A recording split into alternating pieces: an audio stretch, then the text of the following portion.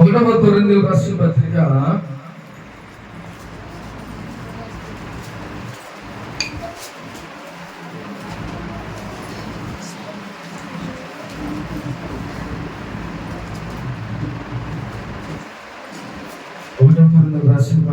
11వ అధ్యాయం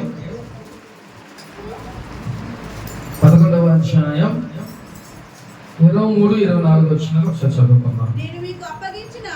నేను మీకు అప్పగించిన దానిని ప్రభువు వలన పొందితిని.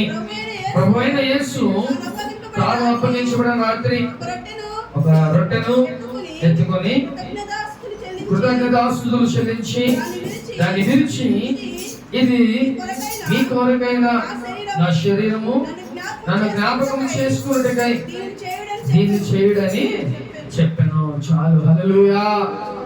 ఈరోజు ప్రేమందేవుడు మనకి బల్లారాధన, హోలీ కమ్యూనియన్. కాబట్టి ఈరోజు సంవత్సరం ఫస్ట్ కాబట్టి నేను ఆల్రెడీ లాస్ట్ ఇయర్ లో చెప్పా ఈ వాక్యం. కాబట్టి కొత్తగా మార్క్స్ తీసుకున్న వాళ్ళు కూడా ఈ వాక్యాన్ని వినాలని ఈరోజు దేవుడు ప్రేరేపణతో ఈరోజు ఈ వాక్యాన్ని మనం చదువుకుంటున్నాం, చెప్పుకుంటున్నాం. కాబట్టి ప్రేమందేవుడు కూడా ఇక్కడ ఈరోజు బల్లారాధన గురించి దేవుడు మనందరితో మాట్లాడుతున్నాడు.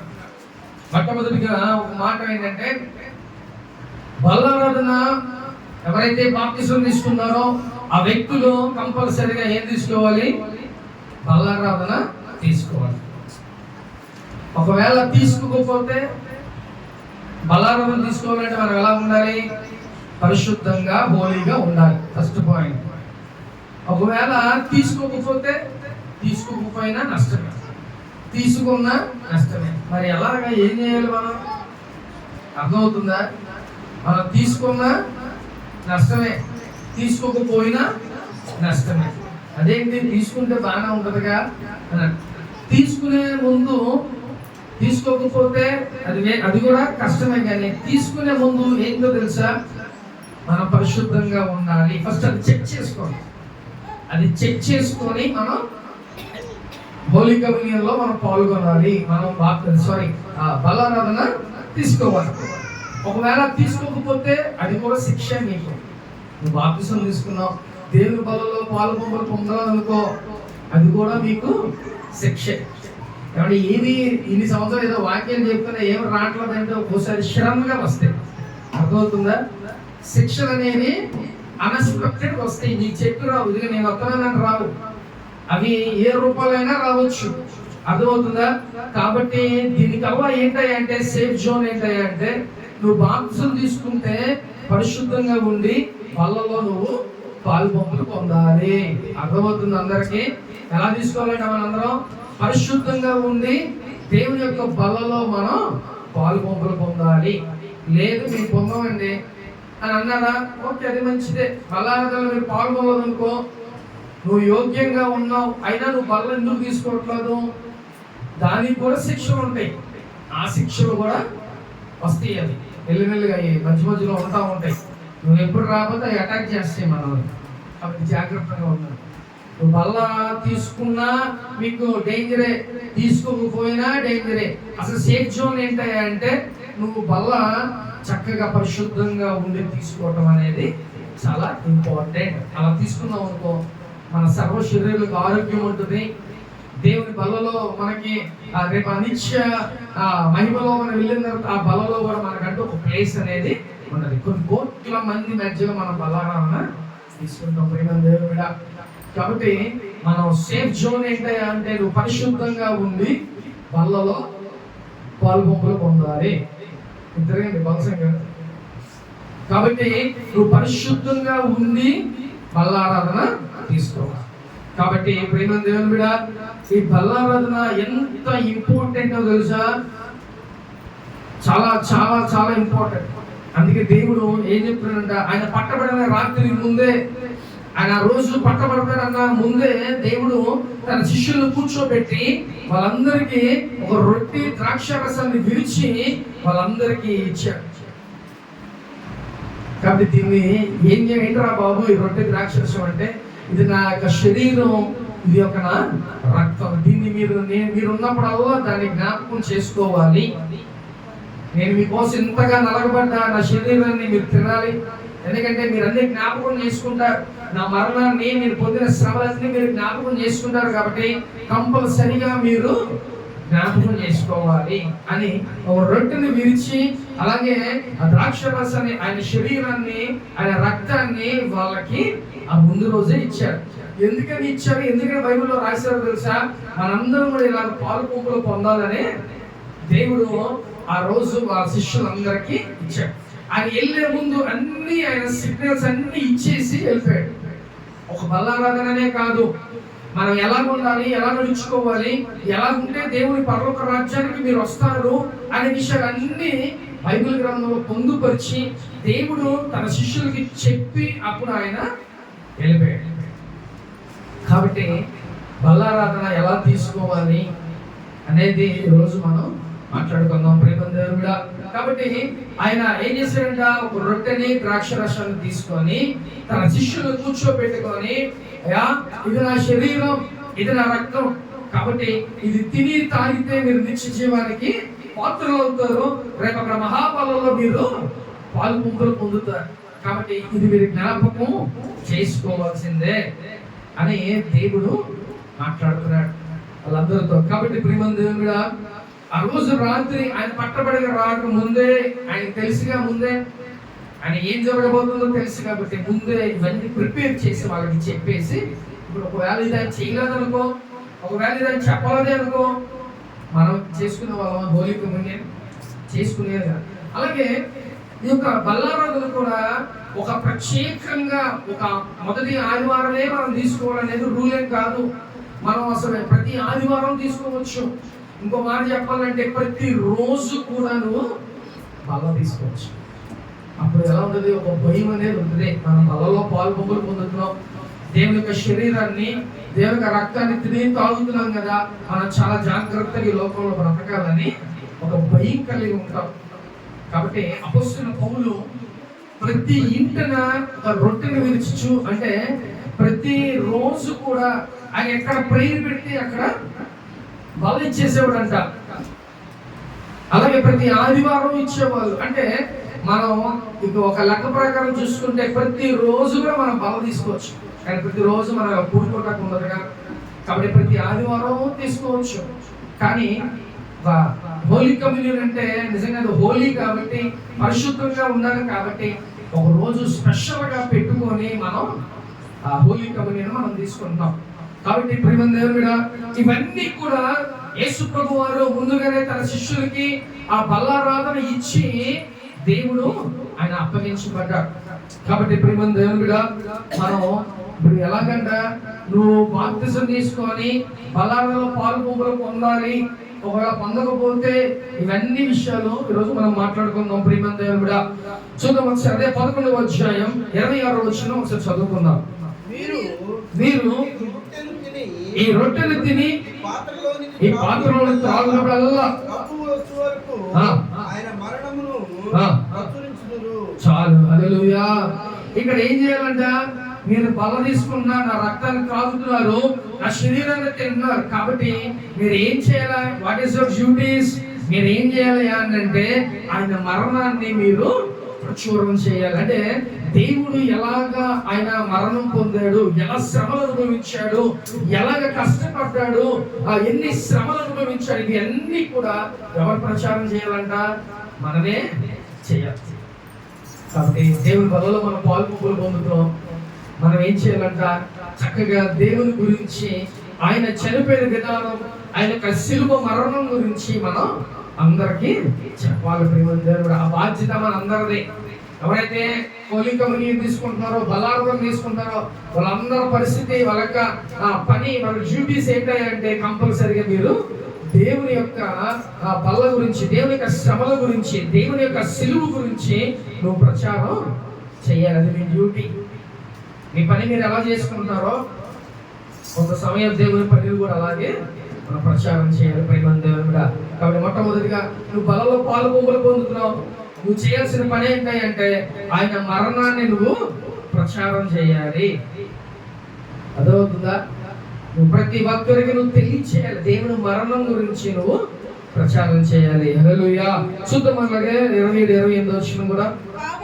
కాబట్టి ఎవడు అయోగ్యముగా ప్రభు యొక్క రొట్టెను తినునో లేక ఆయన పాత్రలను త్రాగునో వాడు ప్రభు యొక్క శరీరమును గూర్చియు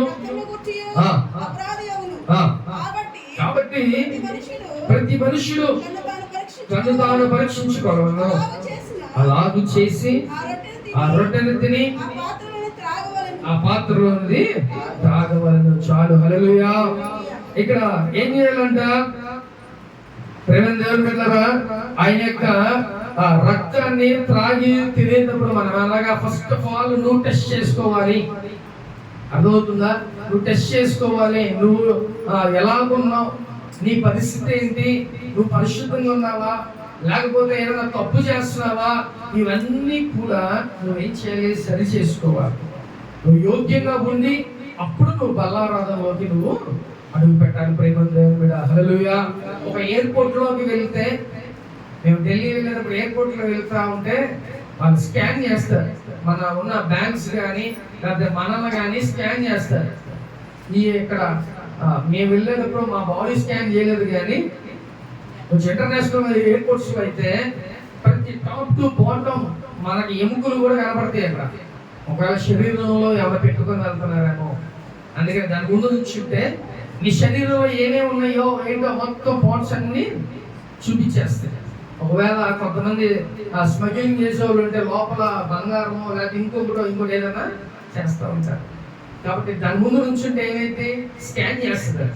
ఆ స్కాన్ చేసేటప్పుడు దాంట్లో ఏమున్నాయా ఏంటా తెలుసుకోవాలి. నీ బ్యాంక్స్ పెడతావు, నీ బ్యాంక్స్ కూడా వాటిని స్కాన్ చేస్తారు. అంటే దాంట్లో ఏమేమి ఉన్నాయా ఏంటా, ఒకవేళ బంగారం ఉందా లేకపోతే ఒకవేళ గన్సా ఉన్నాయా ఇంకోటి, ఇవన్నీ కూడా వాళ్ళు స్కాన్ చేస్తారు. కాబట్టి నీకు నువ్వుగా స్కాన్ చేసుకోవాలి నీ యొక్క హృదయాన్ని. నీ హృదయంలో ఏముందా అనేది నువ్వే పరీక్షించుకో. అదే దేవుడు మాట్లాడుతున్నాడు 27-28 వచనాల్లో. నువ్వు పరీక్షించుకో. నువ్వు దేవుని యొక్క రక్తాన్ని, దేవుని శరీరాన్ని తీసుకుంటున్నావంటే ఎంత యోగ్యతగా నువ్వు ఉండాలో ఒకసారి ఆలోచించుకో. ప్రేమ దేవుని కూడా అయోగ్యంగా తీసుకోవటానికి వీల్లేదు. ఒకవేళ అయోగ్యంగా నేను అర్హుడు కాదయా నేను తీసుకోవటానికి అని నువ్వు తప్పించుకున్నా అది కూడా తప్పే. బాప్తిసం తీసుకొని ఒకవేళ తీసుకోకపోయినా అది తప్పే. అప్పుడు దానికి అర్థం ఏంటంటే నువ్వు సరి చేసుకో, దేవుని దగ్గర ఒప్పుకో, దేవుని దగ్గర ప్రతిదీ విడిచిపెట్టేసి అప్పుడు దేవుని దగ్గరికి వచ్చి ఆయన బలంలో నువ్వు పాల్పొంపులు పొందాలి. ఒకవేళ అయోగ్యంగా తీసుకున్నావు అనుకో ఏమేం జరుగుతుందో తెలుసా? అందుకని చదువుకుందాం, అందుకని ఇప్పుడు మాట్లాడుకుందాం. అయోగ్యంగా మీన్స్ నువ్వు ఒకవేళ పాపంలో జీవిస్తూ లేకపోతే అనేకమైన వ్యసనాల్లో ఉండి నువ్వు వచ్చి శరీరాన్ని, దేవుని యొక్క శరీరాన్ని తింటా, దేవుని యొక్క రక్తాన్ని తాగేవనుకో ఏమైందో తెలుసా? అది కూడా చదువుకుందాం ఒకసారి. 29-30 వచ్చిన చదువుకుందాం. ప్రభు శరీరాన్ని వివేచింపక తిని త్రాగువాడు తన శిక్ష కలిటికే తిని త్రాగుచున్నాడు. చాలు. హల్లెలూయా. ఇక్కడ ఒకసారి క్లియర్గా వినండి ప్రేమ. ప్రభు శరీరాన్ని వివేచింపక తిని త్రాగువాడు తనకు శిక్ష విధి కలుగుటికే తిని త్రాగు. అంటే మనం తినేది ఏంటిది? రొట్టె కాదు. మనం తాగేది ఏంటి? ద్రాక్ష రసం కాదు. ప్రేమ దేవుడా, ఇక్కడ దేవునికి మన కృతజ్ఞతాస్తుతులు చెల్లిస్తే ఆయన అడిగితే దాన్ని పరిశుద్ధపరిచి తన రక్తంగా తన శరీరంగా మారుస్తున్నాడు. ఇప్పుడు మనం ఏమైనా తాగుతాం? రొట్టెని తింటామా? ఏమంటే ద్రాక్షరసం తాగుతామా? దాన్ని దేవుని యొక్క శరీరం అని మనం తింటాం, దేవుని యొక్క రక్తం అని మనం తాగుతాం. అంటే అంతగా మనం లీనమైపోయి అది దేవుని శరీరం, దేవుని రక్తం అని ఒళ్ళు దగ్గర పెట్టుకొని మనం తాగుతాం. అప్పుడు ఎంత భయం కలిగి మనం తీసుకోవాలో ప్రేమ దేవుని కూడా. ఆషామాషిగా వచ్చి దేవుని బలం తీసుకోవటం అది కరెక్ట్ కాదు. జాగ్రత్తగా యోగ్యత కలిగి నువ్వు వచ్చి తీసుకోవాలి ప్రేమ దేవుని కూడా. కాబట్టి మనకి ఏం కావాలి? మొట్టమొదటిగా యోగ్యత. నువ్వు ఒక దానికి ఇప్పుడు చంద్ర వెళ్తుంది, కానిస్టేబుల్ ఈవెంట్స్కి వెళ్తుంది, ఆమె ఏం చదువుకుంది దానికి ఎలిజిబుల్ అయితేనే పిలుస్తారు, లేకపోతే పిలవరు. అలాగే నువ్వు కూడా యోగ్యంగా ఉంటేనే దేవుని బల్లగా నువ్వు రావాలి. గుర్తుపెట్టుకో ప్రియమైన దేవుని బిడ్డ, దేవుని శరీరాన్ని దేవుని రక్తాన్ని మనం తిని తాగుతున్నాం. జాగ్రత్తగా ఒళ్ళు దగ్గర పెట్టుకొని మీరు చాలా జాగ్రత్తగా తీసుకోవాలి. నీ నోరును కూడా జాగ్రత్త పెట్టుకోవాలి. ఎలా పడితే అలా మాట్లాడినా కూడా అది తప్పే. అదవుతుందా? మన ప్రతి మాట అక్కడ మన గ్రంథంలో లిఖించబడుతుంది. నీ నోరును కూడా జాగ్రత్త పెట్టుకో, నిర్లక్ష్యంగా ఉండొద్దు. అర్థమైందా? మన క్రైస్తవులు దేవుని సన్నిధికి వస్తున్నాం, దేవుని బిడ్డలంగా నిన్ను చూస్తే దేవుని బిడ్డలను చూసినట్టుగా ఉండాలి. అంతేగాని నోరు బారేసుకొని ఇష్టానుసారంగా ఉండొద్దు. అదవుతుందా? నీ నోరు కంట్రోల్ పెట్టుకుంటే అన్ని కంట్రోల్ అయిపోతుంది. చాలా జాగ్రత్తగా ఉన్నాడు ప్రియమైన దేవుని బిడ్డ. కాబట్టి ఇక్కడ ప్రభు శరీరం అని వివేచింపక తిని త్రాగువాడు తనకు శిక్ష కలుగుటకే తిని త్రాగుతాడు. అంటే వాడికి శిక్ష వచ్చింది అని క్లియర్ చెప్తున్నాడు దేవుడు. కాబట్టి ప్రియమైన దేవుని బిడ్డ, అయోగ్యంగా దయచేసి తీసుకోవద్దు. మీరు ఒళ్ళు దగ్గర పెట్టుకొని జాగ్రత్తగా మీరు దేవుని యొక్క శరీరాన్ని రక్తాన్ని మీరు త్రాగాలని ఈ రోజు దేవుడు మాట్లాడుతున్నారు. తర్వాత వచనం చదువుకుందాం. మీలో అనేకులు బలహీనులను రోగులై ఉన్నారని చాలా మంది నిద్రించున్నారు. హల్లెలూయా. దేనికంటే బలహీనులు అయిపోతున్నారు, దేనికని నిద్రించున్నారు అంటే దాని అర్థం ఏంటో తెలుసా? మీరు అయోగ్యంగా మీ ఇష్టానుసారంగా మీరు జీవించేసి బలలో వచ్చి చేతులు పెడుతున్నారు. బలగా అంటే దేవుని యొక్క రక్తాన్ని త్రాగుతూ దేవుని శరీరాన్ని తింటున్నారు. కాబట్టి మీరు ఎలా పడితే అలా ఉండి దేవుని యొక్క శరీరాన్ని దేవుని యొక్క రక్తాన్ని తాగితే ఏమవుతారంట? అనారోగ్య పాలైపోతారు. నేను చెప్తున్నాను ఈ మాట. మీరంటే అందరంటే నాకు ఇష్టం, అదవుతుందా? మీరు అందరూ బాగుండాలని కోరుకుంటారు. కానీ ఇక్కడ దేవుడు అట్లా కాదే, ఆయన కొన్ని రూల్స్ పెట్టాడు. ఆ రూల్స్ మనం తెలుసుకోవాలి, దాని ప్రకారం మనం పాటించాలి ప్రేమ దేవుని బిడ్డ. కాబట్టి ప్రేమ దేవుని బిడ్డ, మనం ఎలాగుండాలంట? యోగ్యతగా ఉండి నువ్వు బల తీసుకో. లేకపోతే ఎలా అవుతారంట? అనేక మంది రోగులు పాలైపోయారంట. కాబట్టి జాగ్రత్తగా దేవుని దగ్గర భయభక్తులు కలిగి దేవుని యొక్క శరీరాన్ని తీసుకోండి, దేవుని యొక్క రక్తాన్ని మీరు తీసుకోవాలి ప్రేమ దేవుని బిడ్డ. అలాగే చాలా మంది నిద్రించారంట. అంటే ఎంత డేంజరో ఒకసారి ఆలోచించండి. అలా చాలా సింపుల్ గా తీసుకుంటా ఉంటాం, వాళ్ళు సింపుల్ గా బతికేస్తూ ఉంటాం. కానీ చాలా జాగ్రత్తగా ఈ లోకంలో మనం జీవించాలి ప్రేమ. దేవుడు అంటే ఆశామాషి కాదు. మనం ఎవరికైనా పెట్టుకోవచ్చు, కానీ ఆయనతో నీకు ఏ అవసరం అయితే ఆ అవసరం తీరుస్తాడు దేవుడు. నీకు ఏది కావాలంటే దేవుడు అది ఇస్తాడు. ఇక నీకు వేరే ఛాన్స్ లేదు, దేవుడే నీకు దిక్కు. అర్థమవుతుందా? నువ్వు అలిగినా లేకపోతే నువ్వు ఆ దేవుడు ఏం మాట్లాడకపోయినా ప్రార్థన ఏదైనా నీకు ఆఖరికి దిక్కు ఎవరాయి అంటే దేవుడే. నువ్వు ఆయన దగ్గరికి వెళ్ళాల్సిందే, నీకు వేరే ఆప్షన్ లేదు, వేరే ఛాన్స్ లేదు. ఇక ఆయన దగ్గరికి వెళ్ళాల్సిందే. కాబట్టి అలాంటి వ్యక్తి దగ్గర చాలా జాగ్రత్తగా మనం ఉండాలి. అలాంటి ఆయనతో మనం ఆడుకోకూడదు ప్రేమ దేవుడా. నీకు ఏది కావాలన్నా ఏది సహాయం చేస్తాడు, నేను ఎంతగానో ప్రేమిస్తున్నాడు. కాబట్టి నువ్వు ఎలా ఉండాలి? చాలా జాగ్రత్తగా పరిశుద్ధంగా దేవుని బలలో నువ్వు పాల్పొందావు. ఒకవేళ అలా తీసుకుంటే అజాగ్రత్తగా ఒకవేళ పాపం చేస్తా లేకపోతే అనేక వ్యసనాలతో ఉండి నువ్వు తీసుకుంటావు అనుకో, ఏమవుతావంట? అనారోగ్య పాలైపోతావు. ఒకసారి జాగ్రత్త చదువుదాం ఒకసారి మళ్ళా మాట. ఇందువలననే మీలో అనేకులు బలహీనులను రోగులై ఉన్నారు, చాలా మంది నిద్రించుచున్నారు. కాబట్టి ఈ మాట అండర్లైన్ చేసుకోండి చాలా జాగ్రత్తగా. మనం చాలా జాగ్రత్తగా ఉండి దేవుని బలం తీసుకోవాలని దేవుడు చెప్తున్నాడు. అలా కాకపోతే మనం అనారోగ్య పాలైపోతాం. ప్రేమ దేవుని కూడా జాగ్రత్త. కాబట్టి జాగ్రత్తగా దేవుని బలలో మనం పాలు పంపులు పొందాలి అని దేవుడు మాట్లాడు. ఒకవేళ అలా కాకుండా ఉంటే మీరు అనారోగ్య పాలవుతారు అని దేవుడు మాట్లాడుతున్నాడు ప్రేమ దేవుని కూడా. కాబట్టి చాలా జాగ్రత్తగా మీరు దేవుని బలలో పాలు పంపులు పొందాలి. హల్లెలూయా. చూద్దాం అలాగే 31-32 వచనాలు కూడా. మనలను మనమే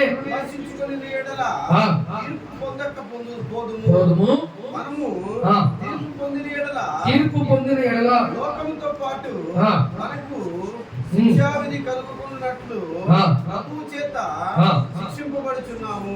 చాలు. హల్లెలూయా. ప్రేమ దేవుడా, ప్రతి దానికి ఒక శిక్ష ఉంటుంది, ప్రతి దానికి ఒక తీర్పు ఉంటుంది. కాబట్టి మనం చాలా జాగ్రత్తగా ఈ లోకంలో జీవించాలి. చక్కగా దేవుని బలలో ప్రత్యేకంగా ముందు దేవుని బలలో నువ్వు పాల్పొంగులు పొందేటప్పుడు అన్ని జాగ్రత్తగా చూసుకొని మీరు స్టడీగా ఉండే దేవునిలో మీరు దేవుని బల్ల తీసుకోవాలని ఈరోజు దేవుడు మాట్లాడుతున్నాడు. కాబట్టి మొట్టమొదటిగా నువ్వు బాప్తిసం తీసుకున్నావు, దేవుని బల్ల తీసుకుంటున్నావు. కాబట్టి నువ్వు చేయాల్సిన డ్యూటీస్ ఏంటంటే ఫస్ట్ ఆఫ్ ఆల్ నువ్వు పరిశుద్ధంగా ఉండాలి. రెండవదిగా నువ్వు యోగ్యత కలిగి నువ్వు జీవించే దేవుని బలలో నువ్వు పాల్పొంపులు పొందాలి. అలాగే దేవుని యొక్క మరణాన్ని నువ్వు ప్రచురణ చేయాలి. మరొకటి ఏంటంటే ఒకవేళ అలా లేకపోతే ఏమవుతామంట, రోగులు పాలైపోతాం. కానీ చాలా జాగ్రత్తగా దేవుని మాటలు అవి ఎంత పర్ఫెక్ట్ అంటే ఆయన చెప్పాడంటే అవి జరుగుతాయి కదా. అందుకనే చాలా జాగ్రత్తగా ఈ లోకంలో మనం జీవించాలి. కాబట్టి ఫస్ట్ ఆఫ్ ఆల్ మనం ఏం చేయాలంట, పరిశుద్ధంగా జీవించాలి. రెండవది యోగ్యులై ఉండాలి. నువ్వు యోగ్యంగా ఉంటేనే తీసుకో. అంటే యోగ్యత మీన్స్ నువ్వు ఎలిజిబుల్ సంథింగ్. అంటే ఇప్పుడు నువ్వు దీనికి ఎలిజిబుల్ అని అంటేనే నువ్వు తీసుకోవాలి. సపోజ్ ఒక లోన్ తీసుకుంటామంటే లోన్కి ఏమేమి కావాలి అవి ఉంటేనే కదా మనకి లోన్ ఎలిజిబుల్ అయింది. అలాగే నువ్వు కూడా దేవుని బలలో పాల్పొంగులు పొందాలంటే ఎలా ఉండాలి అది నువ్వు ఒకసారి చూసుకో. ప్రేమ దేవుని మీద నువ్వు ఎన్ని చెక్ చేసుకో ఒకసారి, అప్పుడు నువ్వు యోగ్యంగా ఉన్నావా లేదా తెలుసు. కాబట్టి రెండవది ఏం కావాలంట, యోగ్యత కావాలి. మూడవది ఏం చేయాలంట, నువ్వు బల్ల తీసుకుంటున్నావు, దేవుని మరణం గురించి నువ్వు ప్రచారం చేయాలి. నా యేసే నా కోసం నలగబడ్డాడు, దున్నబడ్డాడు, ఆయన రక్తాన్ని కార్చాడు, ఆయన శిలువలో మరణించాడు. ఈ యొక్క మాటల్లో పవర్ఫుల్ గా మనం అనేక మందికి తెలియచేయాలి. ఎవరు కూడా చనిపోయి తిరిగి లేచేవాడు లేడు కదా. ఉన్నారా? లోపల ఒక ఖాళీగా సమాజం ఉందంటే మన యేసే. కాబట్టి ప్రేమ దేవుడా, ఇవన్నీ మన దేవుడి గురించి మన కొన్ని విషయాలు మనం ప్రచురణ, దేవుని మరణం గురించి మనం ప్రచారం చేయాల్సిందే. మూడవదిగా మన ప్రతిదానికి తీర్పు ఉంటుంది, ప్రతిదానికి తీర్పు ఉంటుంది. కాబట్టి చాలా జాగ్రత్తగా ఈ లోకంలో నువ్వు జీవించాలి. ఈ లోకంలో ఏమీ ఉండదో, మనం ఏమైపోయిందో చచ్చిపోయాం అనేది పెద్ద గర్వంగా మనం చెప్పుకుంటే అవ్వదు. శరీరం చచ్చిపోతే ఆత్మ ఎప్పుడు నిత్యం ఉంటుంది. కాబట్టి రేపు ఆ యొక్క ఆత్మ కూడా అది కూడా ఇక్కడ పడ్డ శ్రమలో రేపు అక్కడ కూడా పడాల్సిన అవసరం. ఎందుకంటే ప్రశాంతంగా దేవుని రాజ్యంలో మనం హ్యాపీగా ఉండాలి కదా. నీ ఆత్మ ప్రశాంతంగా ఉండాలి. నీ యొక్క ఆత్మ ప్రశాంతంగా ఉంటేనే అంతే తప్ప కానీ నువ్వు దేవుని యొక్క అంటే నీ శరీరం ఓకే, కానీ నువ్వు చక్కగా నీ ఆత్మను కాపాడుకోవాలి. ప్రేమ హల్లెలూయా. కాబట్టి నీకు ఏమేమి కావాలంట, నువ్వు ఫస్ట్ ఆఫ్ ఆల్ పరిశుద్ధంగా ఉండాలి. రెండవదిగా నువ్వు యోగ్యత కలిగి ఉండాలి. మూడవది నువ్వు మరణం ప్రచురణ చేయాలి. నాలుగవదిగా తీర్పు ఉంటుంది. కాబట్టి చాలా జాగ్రత్తగా నువ్వు బల్లారాధనలో పాల్పొంపులు పొందాలి. ప్రేమ దేవుడా, అందుకని ఈ రోజు సంవత్సరం మొదటిది కాబట్టి, అలాగే ఈ రోజు బల్లారాధన కాబట్టి దేవుడు మన అందరితో మాట్లాడుతున్నాడు. ప్రేమ దేవుడా, నువ్వు ఒళ్ళు దగ్గర పెట్టుకొని జాగ్రత్తగా దేవుని యొక్క శరీరాన్ని, దేవుని యొక్క రక్తాన్ని తిని త్రాగాలి. ఆయన యొక్క బల్లలో నువ్వు పాల్పొంపులు పొందాలంటే చాలా భయభక్తులు కలిగి నువ్వు బలను తీసుకోవాలి. కాబట్టి అటు విధంగా నువ్వు యోగ్యంగా ఉన్నావా? నువ్వు ఒకవేళ బాప్తిసం తీసుకొని బలం తీసుకోకపోతే కూడా నష్టమే, అది కూడా నీకు శిక్షమే. కాబట్టి నువ్వు బ్యాలెన్స్డ్గా ఉండి జాగ్రత్తగా ఉండి దేవుని బలలో నువ్వు పాల్పొంపులు పొందాల్సిందే. నువ్వు పొందకపోయినా నీకు శిక్షే, పొందినా శిక్షే. అదే పొందుకునేటప్పుడు నువ్వు పర్ఫెక్ట్గా ఉండి పొందితే అప్పుడు అది నీకు ఏది కూడా శిక్షణ, నీకు ఒక ఆశీర్వాదకరంగా ఉంటుంది. ప్రేమ కూడా హల్లెలూయా. కాబట్టి మనందరం ఈ బల్లలో పాల్పొంపులు పొందేటప్పుడు, దేవుని శరీరాన్ని, దేవుని రక్తాన్ని తిని తాగేటప్పుడు చాలా జాగ్రత్తగా ఉండి నువ్వు పాల్పొంపులు పొందు. అందుకనే అనేక మంది అనారోగ్య పాలైపు అనేక మంది నిద్రిస్తున్నారంట. కాబట్టి ఆ జాబితాలో మనం ఉండొద్దు. మనం ఆరోగ్యంగా మనం పర్ఫెక్ట్గా మనం ఉండాలంటే దేవుని బలాన్ని చక్కగా పరిశుద్ధంగా మనం తీసుకోవాలి. ప్రేమందరం కూడా హల్లెలూయా. ఆత్మ చెప్పుచున్న మాట చెవులు వినును గాక. ఆమేన్. అందరూ మోకరించండి, ప్రార్థన చేసుకుందాం.